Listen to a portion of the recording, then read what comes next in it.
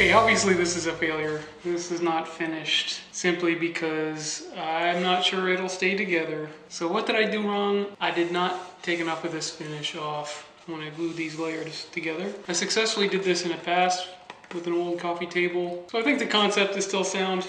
I just did it wrong. I think it could have turned out pretty cool had I done it right. Although I wouldn't have had these dark lines. And I kind of like those dark lines. Looking beyond that, I think this wood is really nice. It had some cool chatoyance in it. Obviously there's no finish on this, so you can't see it as well. But I like the pattern that the wood made. I also like the colored rim here. So just something to keep in mind for next time. Not sure what I'm going to do with what I have left over here. I was thinking of making another art piece from it, but I don't know if it would be worth it. So not everything goes right in Cammy's garage. I think it's important to show the things that go wrong as well as the things that go right. Even if your projects are not successes, they're still learning opportunities. I never claim to know what I'm doing. I'm an entertainment channel, and hopefully you are entertained by Cammy's garage.